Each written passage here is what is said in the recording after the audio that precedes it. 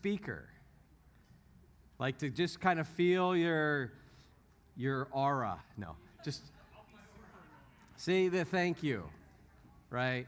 And, the closer you get, the more godly you are anyway.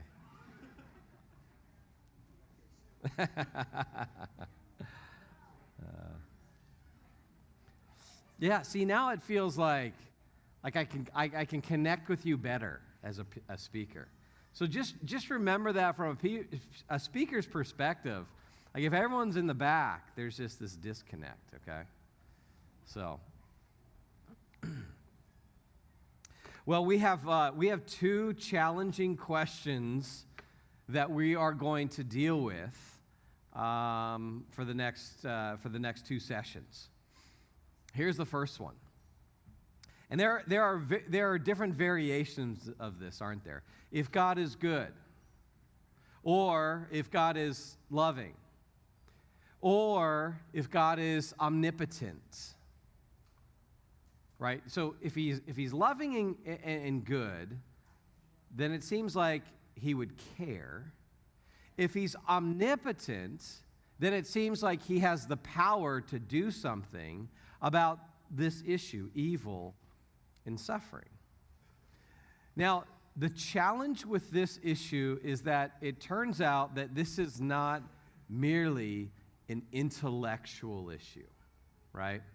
In fact, I would guess that many of us have asked this question because of our own experience with evil and suffering.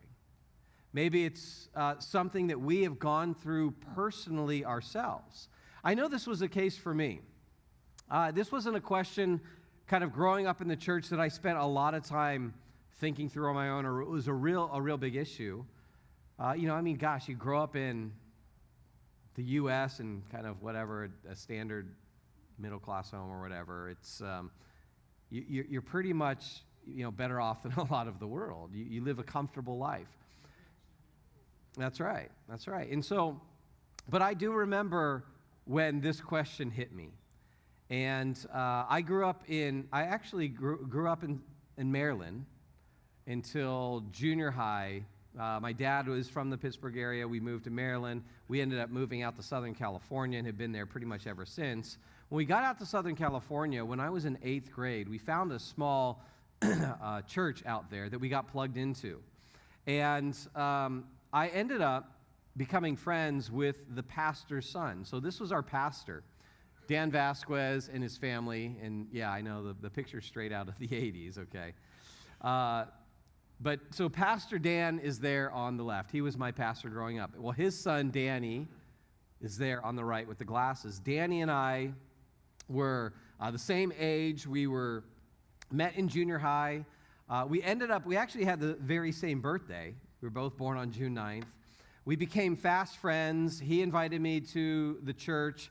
And so in junior high, in 8th grade, I started attending Pastor Dan's church, Chino Valley Community Church in Southern California.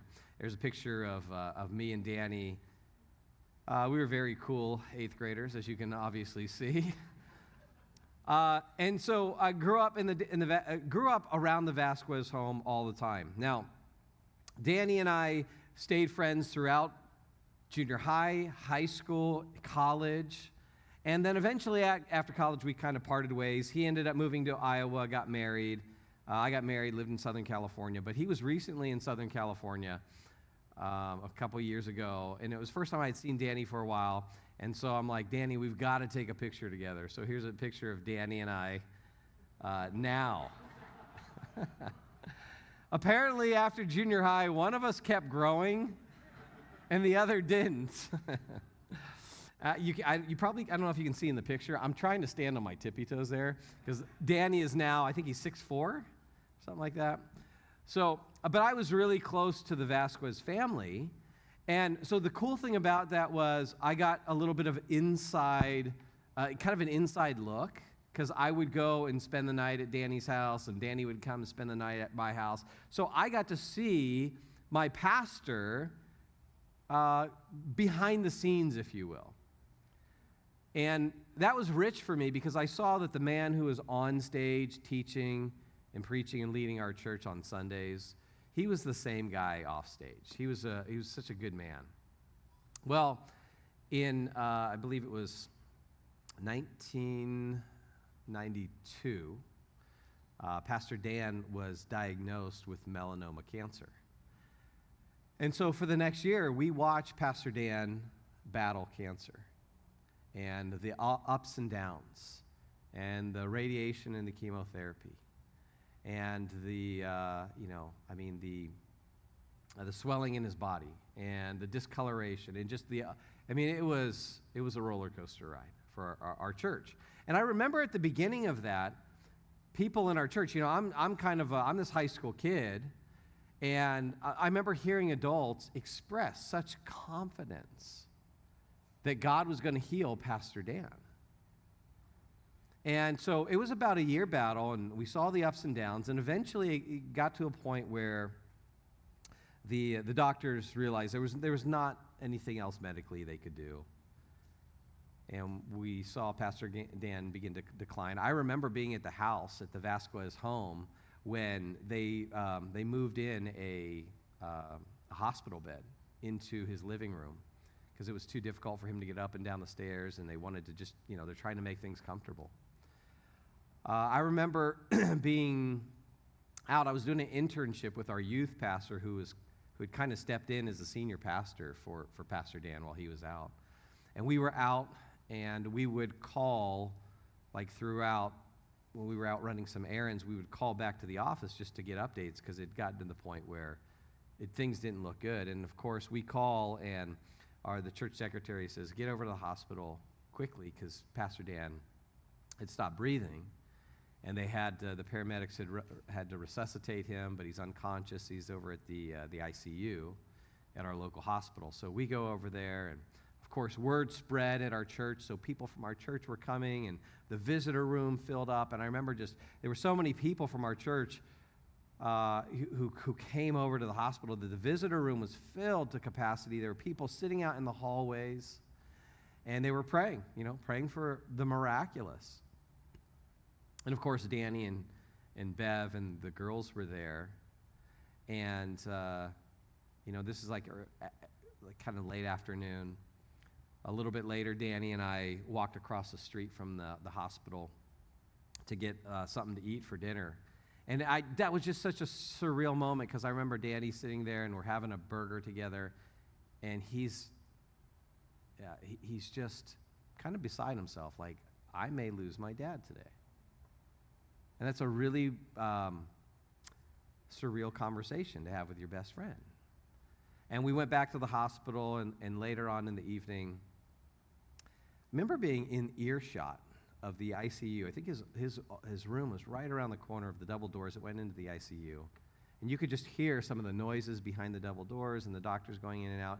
I could actually hear Pastor Dan's heart monitor from where I was sitting. And I remember hearing the beep, beep, beep. And I was sitting, I think, on the tile because there was no room in the waiting room.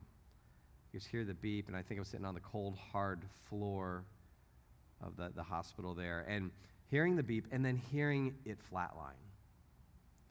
And at that point, the doctors decided they weren't going to do anything else. They weren't going to resuscitate him again. There was nothing else they could do. And so I heard the flatline. And then I heard a sound I was not prepared for.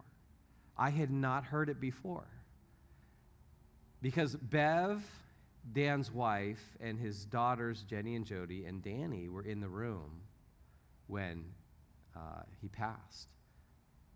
And they knew that was the end. And so shortly after I heard the flatline, I heard human wailing. I mean, they were wailing and crying.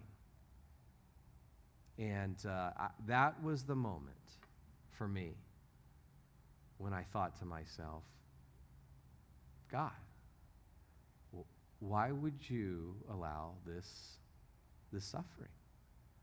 How could you allow this evil and this suffering, especially for a man who was one of the good guys? Right? This was a pastor. This was a guy who had sacrificed much for your kingdom. This is a guy who gave up stuff. He sacrificed and he gave up for the church, and he was a good guy. He wasn't one of the bad guys. And that, for me, was the point where I really had to consider this question. And so I'm sure that many of you can think of that as well. The time then, it wasn't just an intellectual question. It was an existential question. It was a question that touched your life so deeply. I just revisited this question recently, last November. This is Emily. Emily was the 17-year-old daughter of some good friends of ours who live in Dallas, Texas. And Emily had some heart arrhythmia, and her coworkers found her on the floor, and she was unconscious, and they rushed her to the hospital, and she never regained consciousness, and she died as a 17-year-old. And it was interesting to see her parents' response to this, right? Two believers. And Ed, my good friend Ed, he posted this, I think it was a week and a half after Emily's death. He said, "Falling to my knees in grief positions me perfectly for worship and prayer." And then he quotes Job 13, "Though he slay me, I will hope in him." Right? And I watch my friends go through this incredibly difficult time, and to see them put trust in God and yet at the same time question. I mean, it's this kind of paradoxical mix. So I think when we come to this question, with great sensitivity, right? Knowing that people maybe in this very room are suffering. Or there are those of us in here maybe who are carrying wounds from even long ago. And there's a lot of hurt and pain in a broken world, isn't there? And so we want to be sensitive as we approach this question. And yet at the same time, we want to think carefully through it. So I want to pull in a guide to help us. And that guide is C.S. Lewis. And Lewis, he says this, he says, "I believe in Christianity as I believe that the sun has risen. Not only because I see it, but because by it I see everything else." Now, think about what Lewis is saying there. Right? Here's the analogy. It's the sun. How do you know that the sun has risen each day? Well, you could actually walk outside, look up in the sky, and directly see the sun. I'm guessing that's not how most of you determine that the sun is out in the morning, right? No, we walk outside and the world around us is lit up. We see the world around us. And so we know the sun is out. And that's the parallel he's offering for Christianity. Hey, there is direct evidence that Christianity is true. But another way that we know that Christianity is true is because it lights up the world around us. Meaning it offers a coherence and meaning to life. It makes sense of the world that we live in. And this is why last night I said it's important for us to think worldviewishly. Because when we come to this issue of pain and suffering, what we'll discover at the end of the day is that the Christian worldview offers the only satisfying answer to this issue. Even if it doesn't answer it perfectly, even if there are still lingering questions, in the large scheme of things, when I have examined the answers of other worldviews, I find nothing that comes close to the explanatory power of Christianity. And I think that's what Lewis is referring to. Now, if you know anything about Lewis's history, he's no stranger to this particular question, right? In 1940, he wrote the book, The Problem of Pain.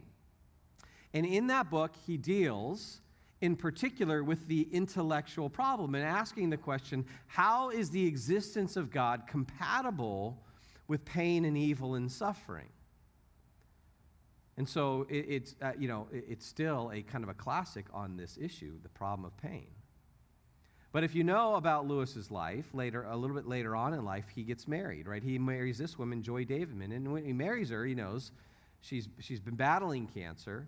Their marriage is short-lived. She dies with cancer a few years after their marriage. And so what Lewis does is he writes another book, but he writes it initially under a pseudonym, and it's entitled A Grief Observed. And actually, if you're going to read Lewis's books on this, I would say read these side by side. Read A Problem of Pain and also read A Grief Observed, because the second book is completely different than the first book. In the second book, it's as if Lewis is kind of journaling his way through his experience of pain and his experience of suffering. And it's there are moments where it's raw. And he's telling you exactly what he's going through. Here's a little excerpt from the beginning. He says, "But go to him, go to God, when your need is desperate, when all other help is vain, and what do you find? A door slammed in your face, and a sound of bolting and double bolting on the inside. After that, silence." That's a pretty honest assessment, right? That Lewis felt like when he went to God in the midst of his pain and suffering, what was the response? A door slammed shut and then silence. And you get to kind of watch Lewis journal his way through the experience of pain and suffering. Not just think through it, but actually live through it. And then how he comes to make peace with God on the other end of that. But what these two books help us to distinguish is the two different problems we have here. Because when it comes to the problem of pain, there's not just one big problem. There's actually two distinguished problems. The first one is what we might call the emotional problem of evil, or the existential problem of evil. The emotional problem of evil has to do with our experience of evil. It's going through the death of a pastor or the death of a loved one who has cancer. It's maybe experiencing abuse in our own life. It's pain and tragedy and suffering and hurt. And it's the experience of that.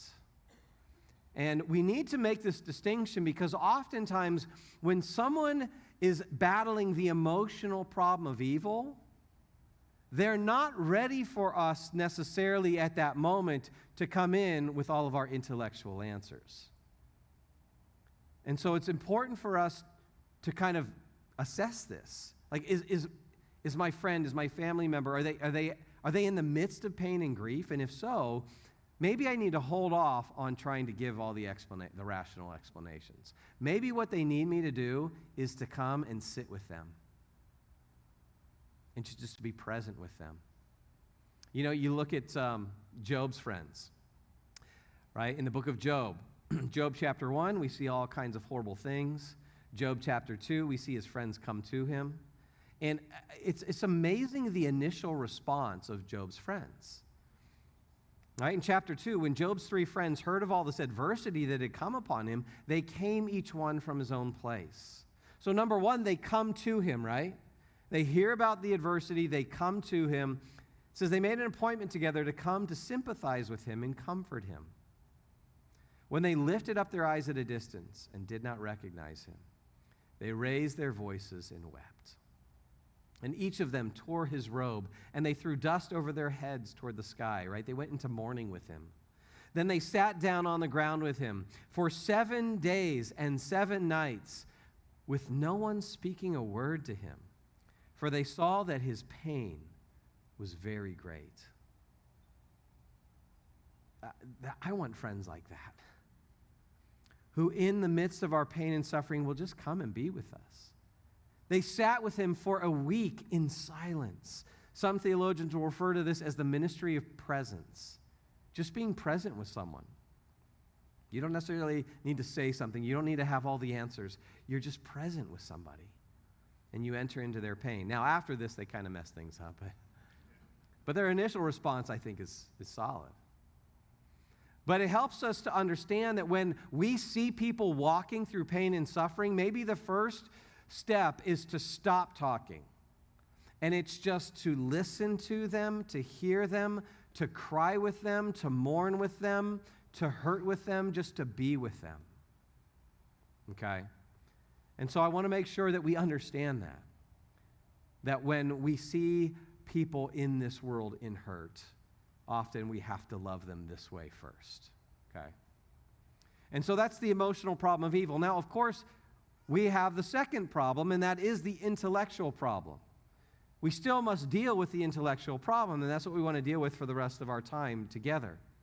Now, just so you know, and you could actually distinguish the intellectual problem in two ways. There's what's called the evidential problem and the logical problem, okay? I'm not going to get into those details for the sake of this. I'm going to deal with what's called the evidential problem. And that's just kind of the more common sense question that we ask, okay?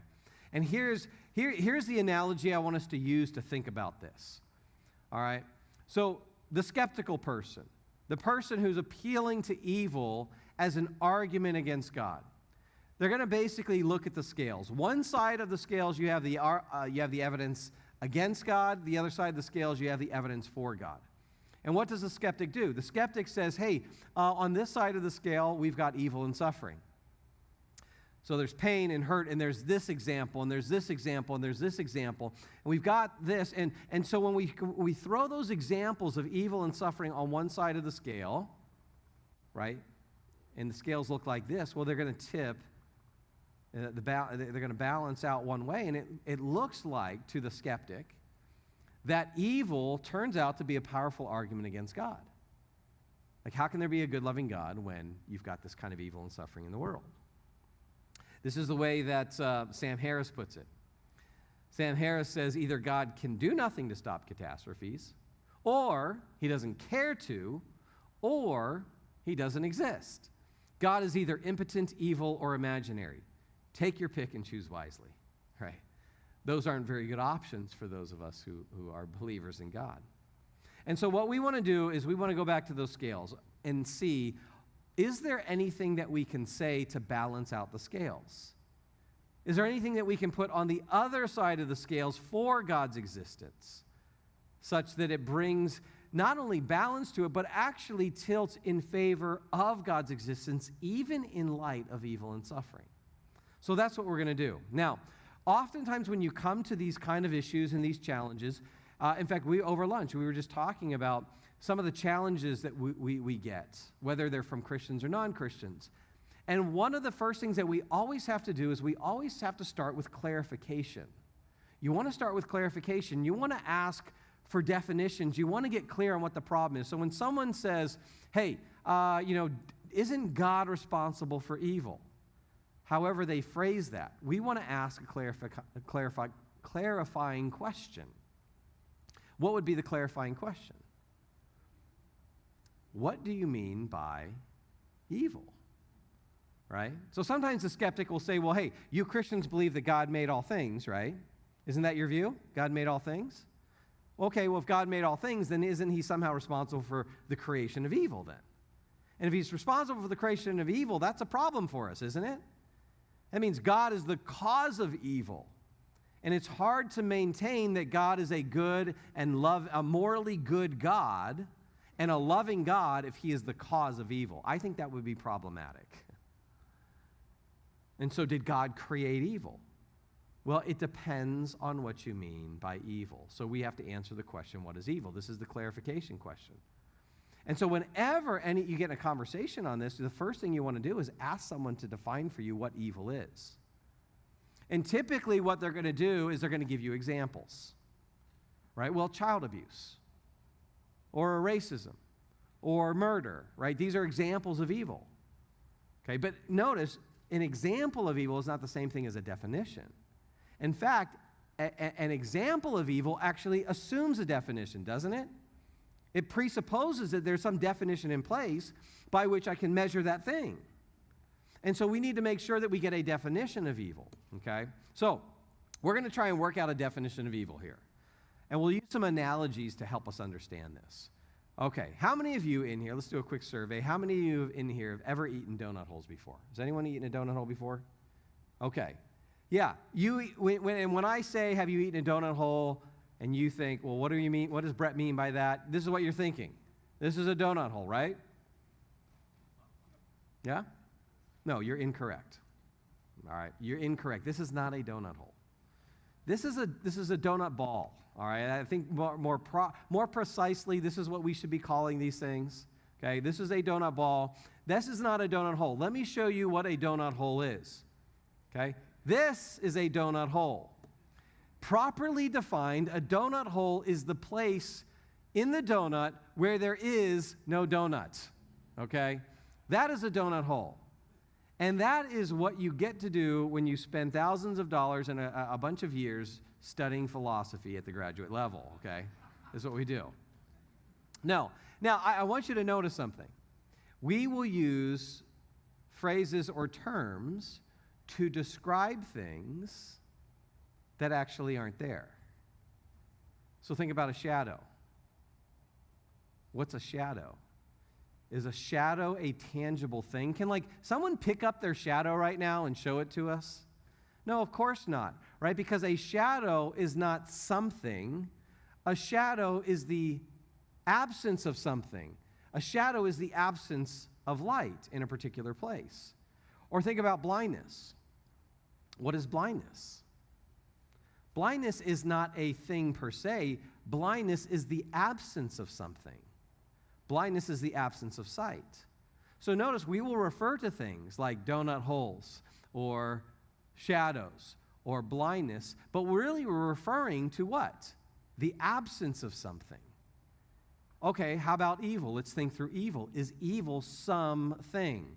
So let's say I had a blade, a knife, some kind of blade that was used, and let's say that blade was used in particular to stab a woman on the streets and take her purse. Would we in that situation look at the blade that was used to stab the woman, and would we say that blade is evil? Would we call the blade evil? Doesn't seem like it, right? Seems like that that same blade, a blade could be used by a doctor to remove a cancerous tumor. When we say, in that case, is the blade good? Is it morally good? Is the blade morally good? No, it doesn't seem like that is a proper sense of evil or goodness. In fact, as we think about it, what's going on in these situations? Well, in this first situation, there seems to be some kind of improper relationship between the blade and the body. In the second situation, there's a proper relationship between the blade and the body. And so evil isn't that tangible knife. It's a relationship here. In particular, it's the absence or presence of goodness. And so this kind of gets us to a working definition of evil. What is evil? Evil can be defined as the absence of good. It's not stuff that is made. God didn't create this stuff called evil. So God is not the one who creates evil. Evil is a lack of goodness, or it's an absence of goodness. And so think about it. On this definition, evil turns out to be a parasite, right? It's parasitic on the good. You can have good without evil. This is creation prior to the fall, but you can't have evil without good. Evil is a parasite onto the good. Evil is a corruption of the good. And so God does not create evil and is therefore not responsible for the moral evil that we see in the world. Who is? We are, right? And this is the classic free will defense. The free will defense says, hey, human freedom makes evil possible. God created human beings with genuine freedom, but it's human beings in their actions that abuse that freedom and bring moral evil into existence. Now, Lewis, in his book Problem of Pain, follows up with a couple of good questions, right? He says this. He says, God created things which had free will. That means creatures which can go wrong or right. And so someone might say, well, hey, couldn't God have created human beings who are free that he always caused to go right, to do what is good? And that's what he says. Some people think they can imagine a creature which was free but had no possibility of going wrong. But I can't. If a thing is free to be good, it's also what? Free to be bad. And free will is what has made evil possible. Why then did God give them free will? Because free will, though it makes evil possible, is also the only thing that makes possible any love or goodness or joy worth having.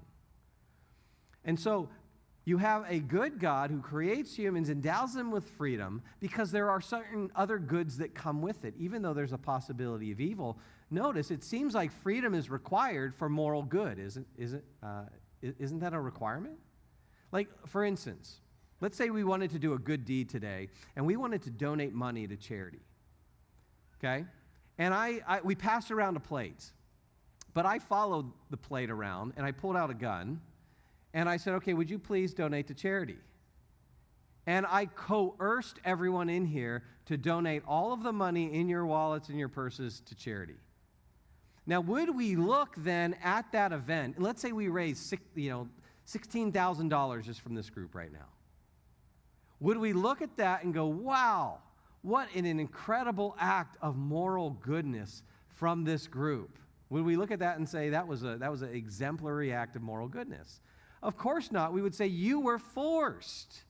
You were coerced. And coercion seems to be incompatible with moral goodness. Moral goodness has to be something that's done freely. And there's some intuitions we have about this when it comes to love as well, right? I could have proposed to my wife with a ring, or I could have proposed to her with a ring and a gun. Would you marry me? Right? And under coercion, would we look at that and say, gosh, wow, what a beautiful picture of love? Of course not. And so the first step in kind of the issue of moral evil is looking at the fact that human freedom is what has brought evil into existence. Not God. God's not the creator of evil. Humans are the author of moral evil. And so this is what's called the free will defense. Now, a lot of Christians, this is kind of where we stop. All right, yeah, we got the free will defense, that explains it. No, there is so much more we can say. There's so much more that we need to add to this side of the scale. And so here would be a second thing that we would want to put on that side of the scale. And here's the idea. When we look at God, we look at the circumstances we find ourselves in, we can reason that God may have morally sufficient reasons for allowing evil. God may have morally sufficient reasons for allowing evil. Now, let me play this out and help you kind of think through this one a little bit. How many of you have ever seen this movie with Gwyneth Paltrow? It's one of her earlier movies. It's called Sliding Doors. Anyone see that? Okay, yeah, it's older, but it's a fascinating movie. I think it was, for a while it was on Amazon Prime for free. I'll just let you, it's PG-13. You know, I'll just give you the rating, because I remember once I had mentioned, hey, you should watch this movie. It's got an interesting thing. And then someone wrote me a letter. They were so upset that I had recommended this movie. So I don't know where your standards are, but just so you know, this is not my full endorsement of the movie. But the movie is very interesting. And I'm going to show you the first minute and a half of the movie, okay? And then I want to explain what kind of happens and the insights that it gives us about this particular issue. Watch the first minute and a half of the movie.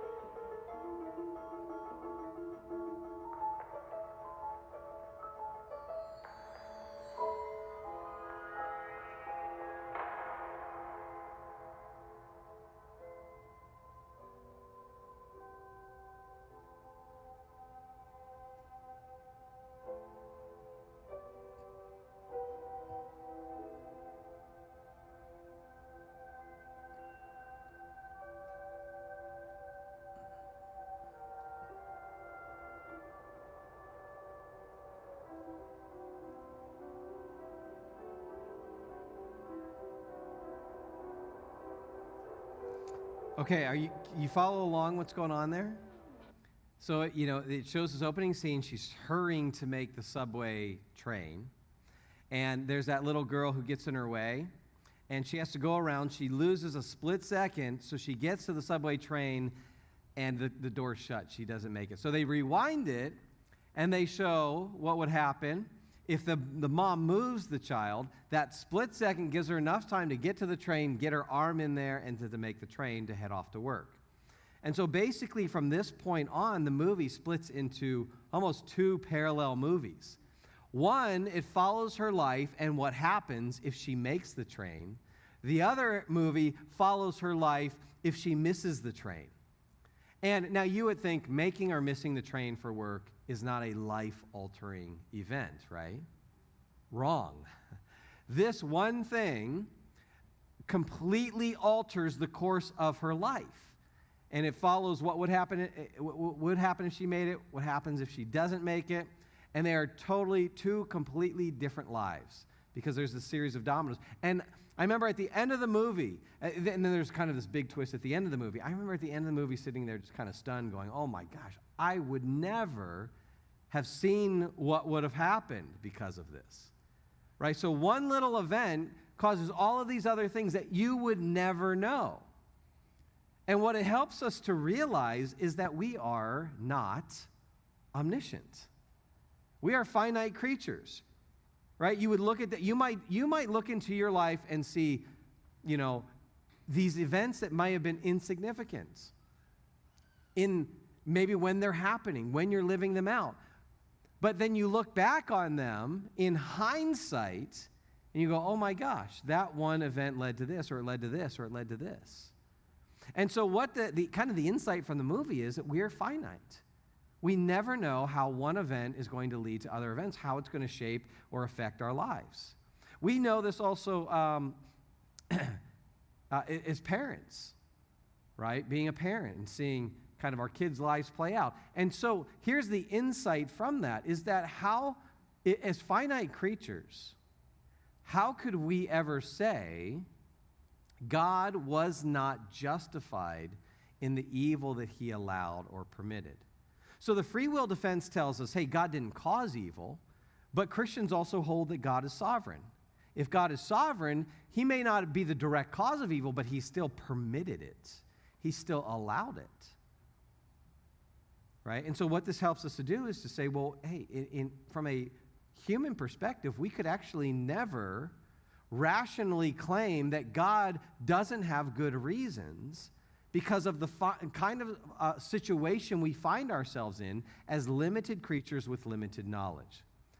Okay, parenting gives us more insight on this, okay? So God has blessed my wife and I, Aaron, with 5 kids. We've got 5 kids. We have 2 boys and 3 girls. My son, Jonah, our youngest son, he's back here. He's probably the one who sold you a book if you bought a book from him, okay? He's a good salesman. That's why I put him back there.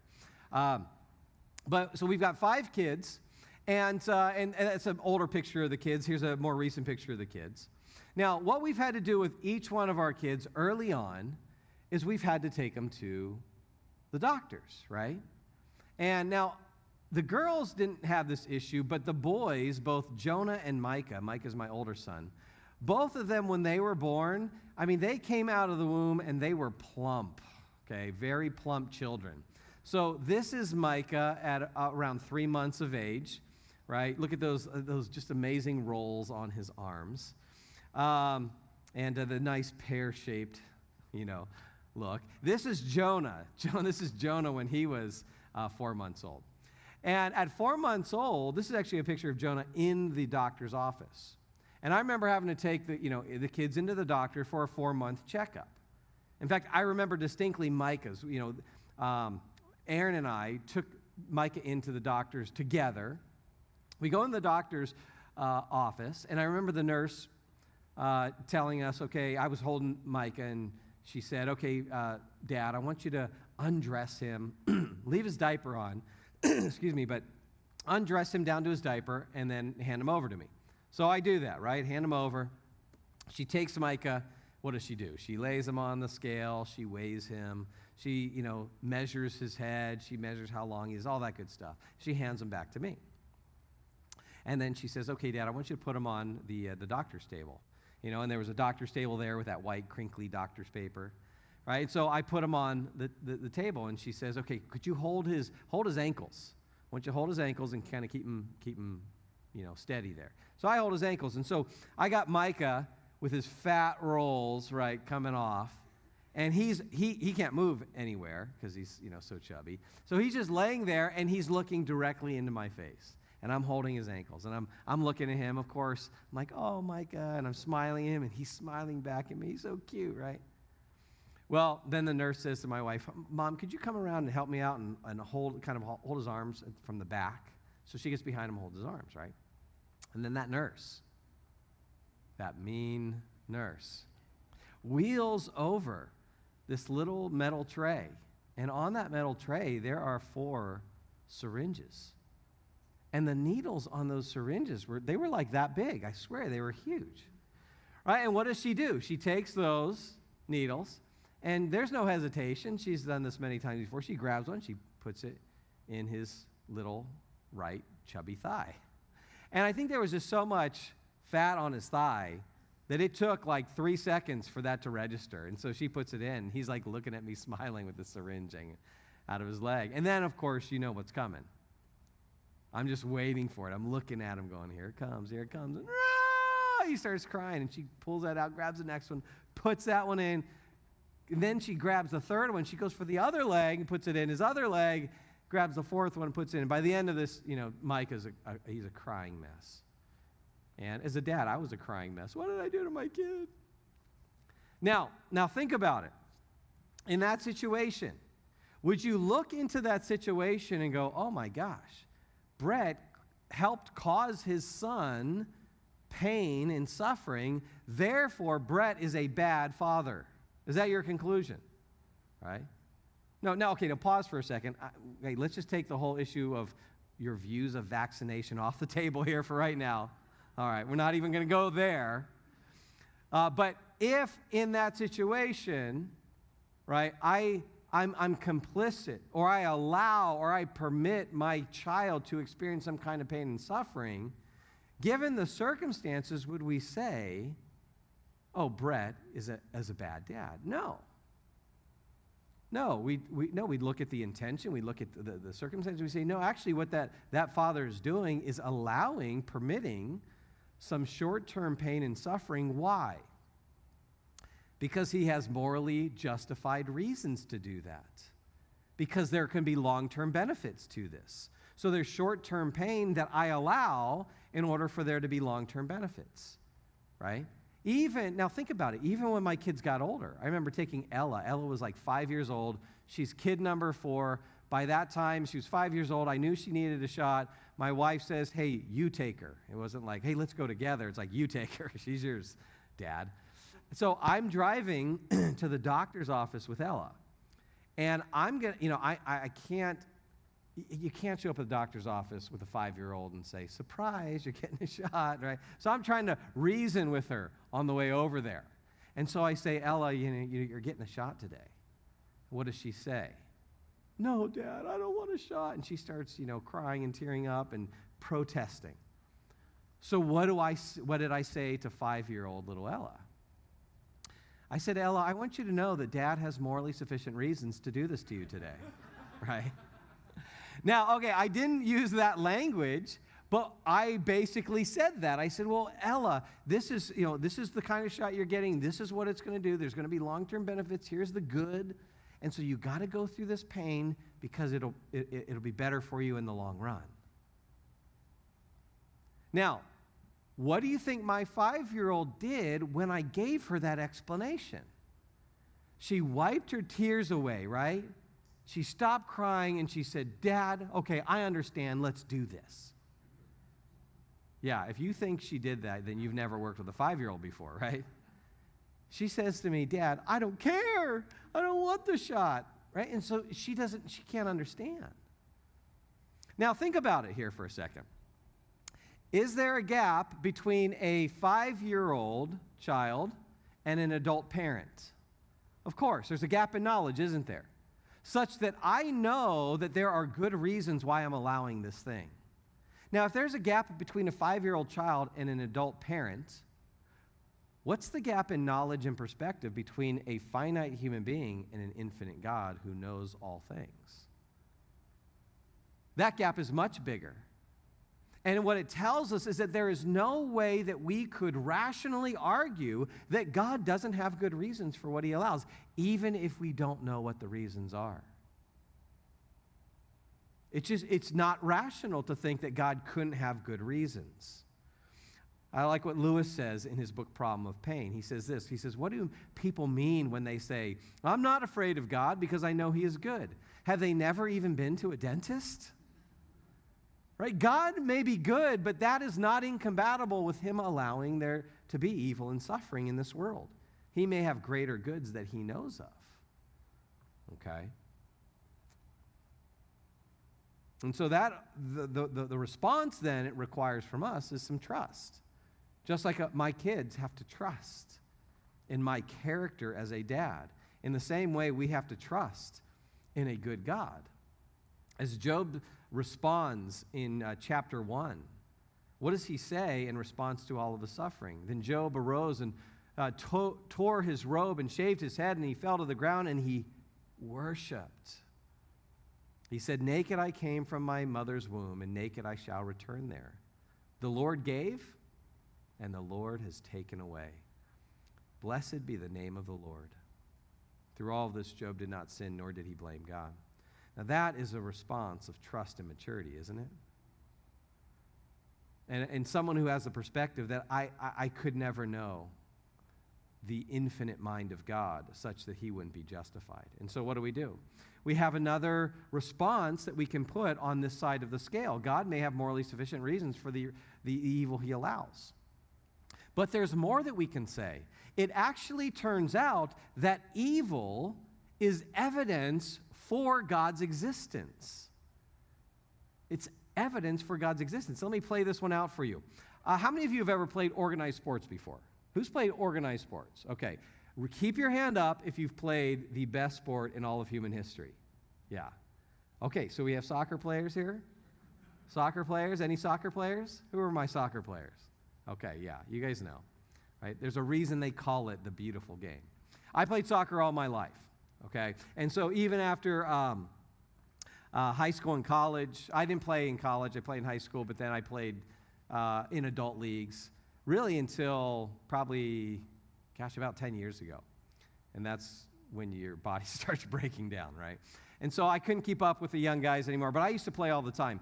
Now, we used to play every Monday night in a field in Southern California, city of Irvine. We'd play in this league, and it was 7v7, and we would play soccer, and I loved playing soccer, okay?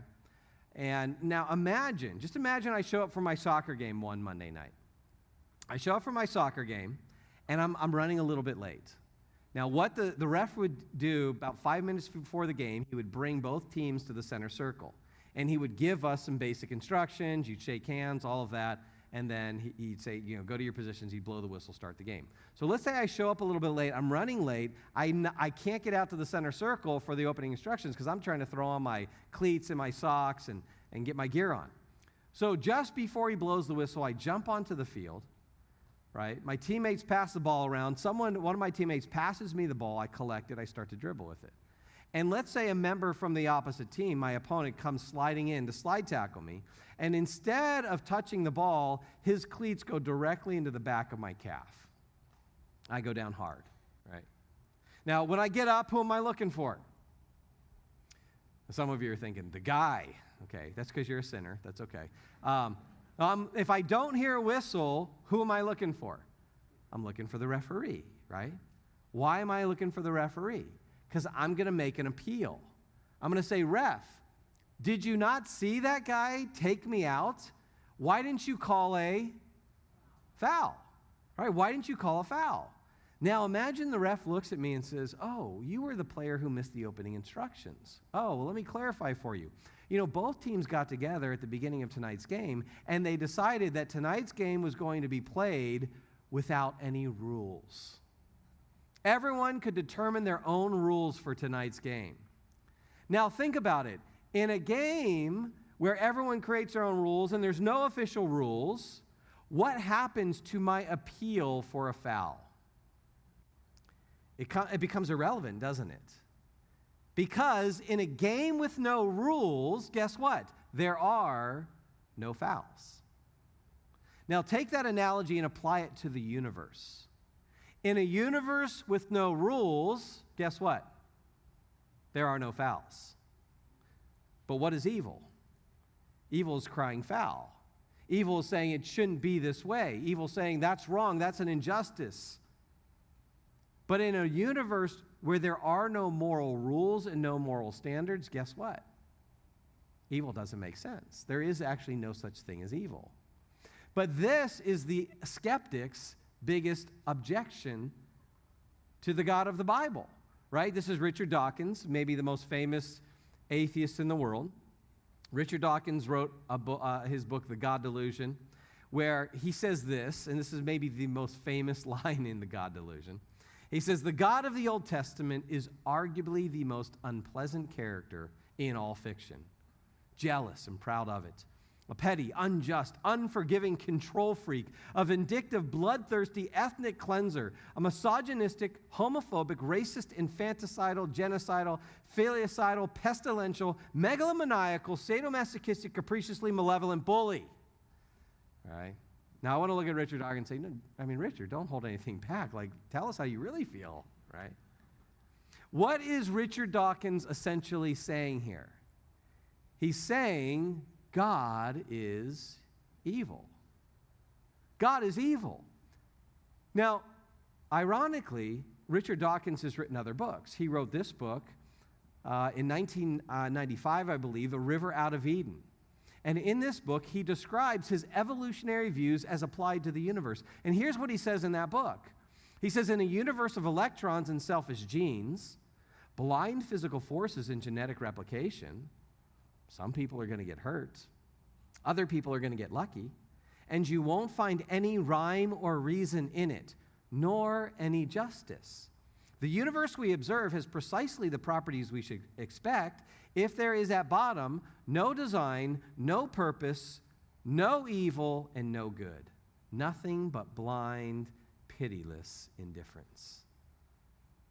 Do you see the problem with those two views? They are incompatible. At one turn, he says, given my evolutionary views on the universe, there's no such thing as design and purpose. We are simply the result of random mutation, natural selection acting on random mutation, and so therefore there is no what? No design, no purpose, no evil, no good. And then what does he do in the God delusion?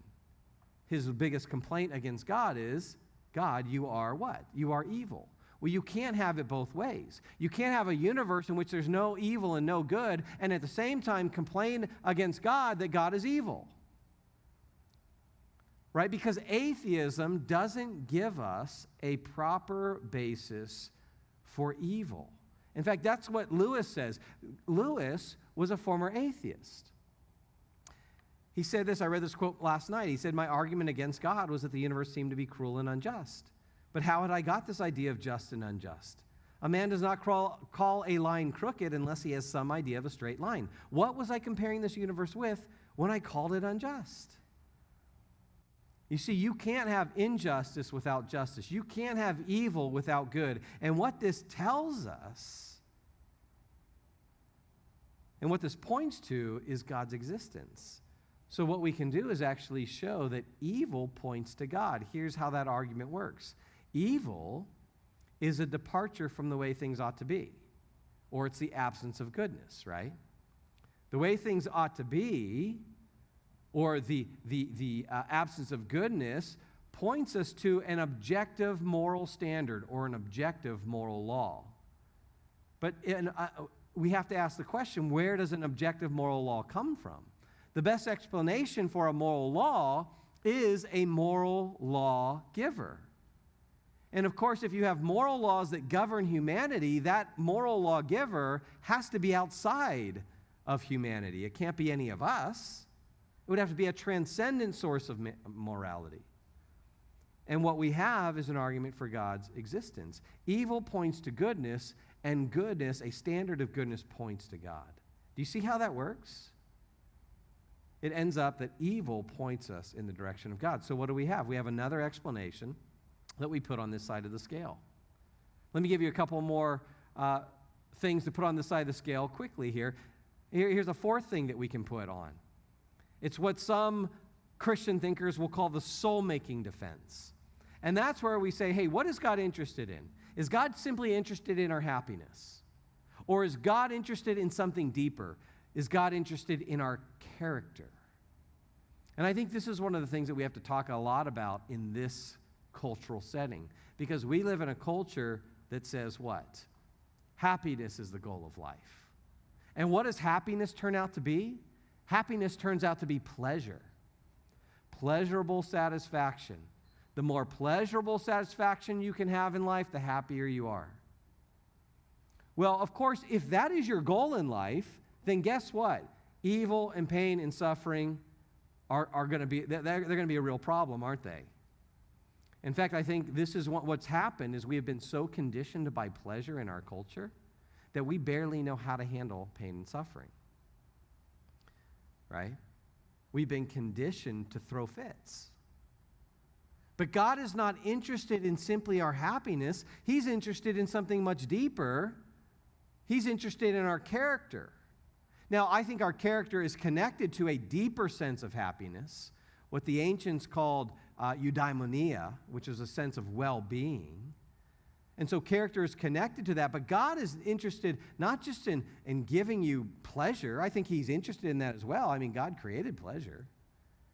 He created the human body that can experience pleasure, but that's not all he's interested in. He's interested in the kind of person that you are becoming. And I think this is one of the poisons of social media. Social media is something that fights against character all the time, because it's not about character. It's not about who you really are deep down. It's all about image, isn't it? And it conditions us not to care about what's deeper. It conditions us to simply think about the surface stuff. And so we're in a cultural situation where, I mean, this almost doesn't make sense to people. But in God's economy, think about what God says in the scriptures in James chapter 1. What does he say? Consider it pure joy, my brothers, whenever you face trials of many kinds, because you know that the testing of your faith develops perseverance. Perseverance must finish its work so that you may be mature and complete, not lacking anything. Or Romans chapter 5, verses 3 through 5. And not only this, but we also exult in our tribulations. How can you exult in your tribulation? How can you celebrate those things? Well, Paul tells us, knowing that tribulation brings about perseverance. And perseverance, proven character. And proven character, hope. And hope does not disappoint. So God wants to take those trials, and he wants to use those to shape our soul, to make us into the kind of people who can go back into a broken world and help fix that world, help restore that world, help bring healing to that world, and ultimately go back into that world and proclaim the only hope, which is Christ. And so what do we have? We have another piece that we put on this side, the soul-making defense. And then you could spend time looking at the perspective of eternity, right? Think about in the eternal perspective. I mean, if this life is all there is, and it's like 60, 70 short years, or let's take Emily's life, 17 years, that's it, then you die. That seems tragic, doesn't it? But of course, when we spread that out and say, well, no, that's 17 years of mortal life, and then you go into immortality. You have it's infinite future going forward. Does that change our perspective? Of course it does, right? So even the moments of hurt and pain and woundedness that we experience in this world are but, as Paul writes, it's just a temporary light affliction in all of eternity. And so we can put an eternal perspective on there and say, hey, if we suffer maybe for, some of the years of this life, well, in the rest of eternity, there will be no suffering, no evil, no tears. And so that changes things. So we put that on that side of the scale. Then we can also put our different evidences for God's existence, because notice, the skeptic can't just say, well, here's this evil and here's this evil, and therefore there's no God. He would also have to overturn all of the different arguments we have for God's existence before he would be justified in saying evil means that there's no God. And so what do we have? We have a powerful case that God's existence is compatible with evil and suffering. And what that helps us to rest in is that it is rational to believe that God exists even in the midst of evil and suffering.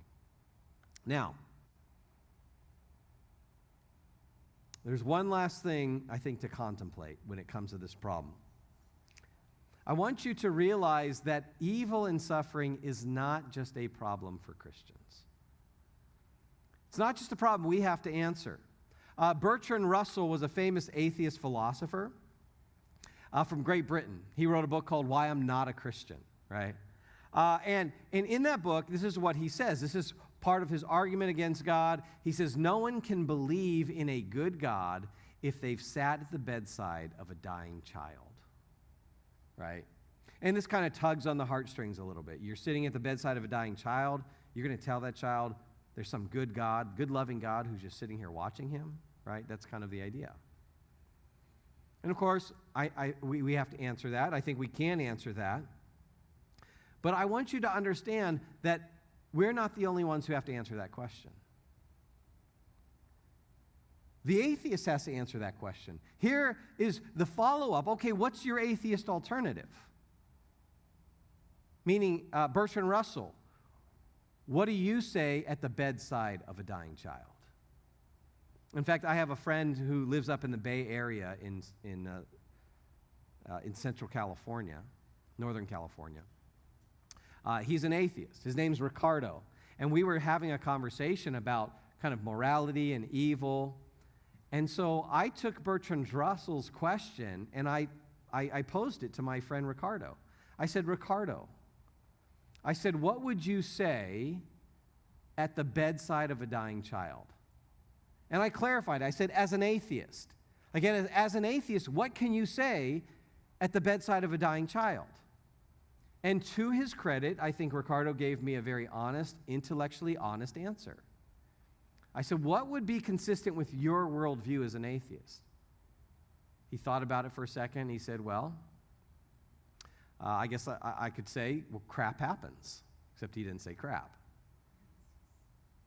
Crap happens. And then you die, right? Yeah. In fact, go back to Richard Dawkins' quote. At the end of it, he said, it's nothing but what? Nothing but blind, pitiless indifference. That's the atheist explanation that I think is consistent with atheism. Suffering, evil, pain has no ultimate purpose. The only explanation is that, you know what? The universe doesn't see, the universe doesn't care, the universe has nothing but blind, pitiless indifference. Crap happens, then you die. Okay. Well, that's an honest atheist answer.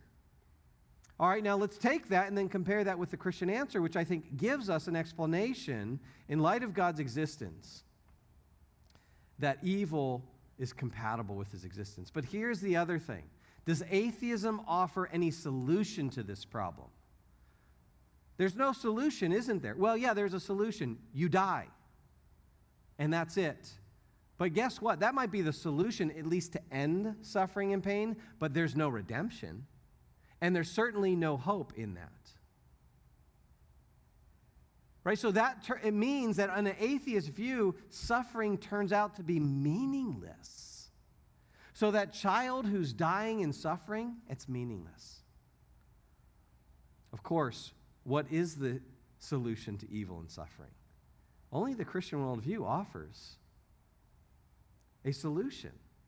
You go to Hinduism, what does Hinduism says? Hinduism says it's all Maya, or it's all illusion.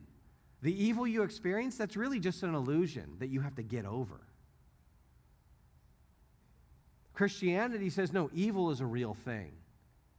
And guess what? It's not God's fault. It's our fault. And yet, God loves the human creatures he created so much that he decided to step into their world and take the punishment and the price of evil and pain on himself. What a beautiful story, isn't it? And what we need to understand is that evil and suffering is not just out there. What else does the Christian worldview tell us? Evil and suffering is not just out there. It's right in here. Jeremiah 17:9, the heart is deceitful above all things and desperately sick. Who can understand it?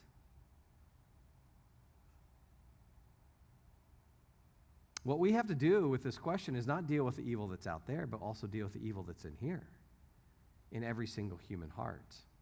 And what was the solution? It was the cross of Christ. And we see in 1 Peter chapter 2, verses 21 through 24.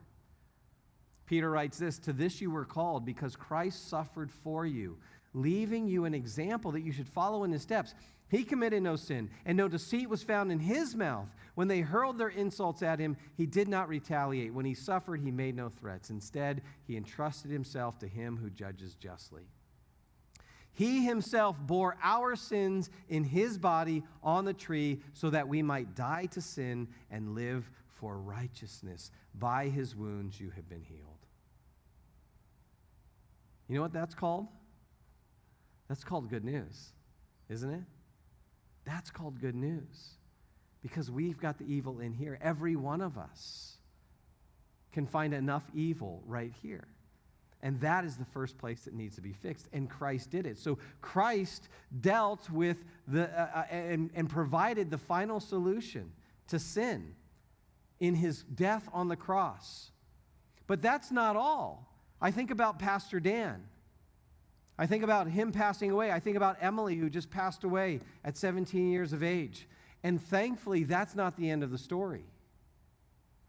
Because not only did Christ die on the cross for our evil, for our sin, but what did he do 3 days later? He rose again. He walked out of the grave. And what's the significance of that? Paul tells us in 1 Corinthians chapter 15 the significance of this. Paul says this, he says, "Now I say this, brethren, that flesh and blood cannot inherit the kingdom of God, nor does the perishable inherit the imperishable. Behold, I tell you a mystery. We will not all sleep, but we will all be changed, all of those who are in Christ. In a moment, in the twinkling of an eye, at the last trumpet, for the trumpet will sound, and the dead will be raised imperishable," right? What is Paul talking about? He's talking about that final resurrection, when we receive resurrected bodies that are no longer stained by sin and death. But when this perishable will have put on the imperishable, and this mortal will have put on immortality, then will come about the saying that is written, "Death is swallowed up in victory." O death, where is your victory? O death, where is your sting? The sting of death is sin, and the power of sin is the law. But thanks be to God who gives us the victory through our Lord Jesus Christ. That is the hope of the resurrection. And I remember as I wrestled with Pastor Dan's death, as I wrestle with my friend's daughter Emily's death, I'm constantly brought back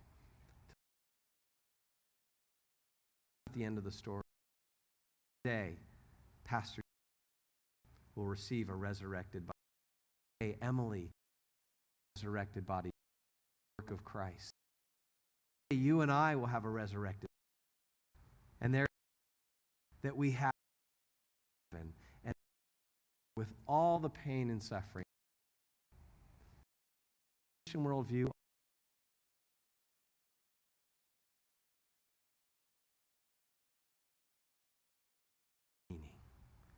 it can take the suffering experience in this, transform it.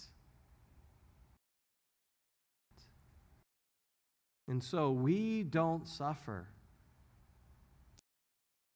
as one who has no hope. We experience our suffering and our pain with hope, and we then can take that message back. This intellectual stuff is really practical.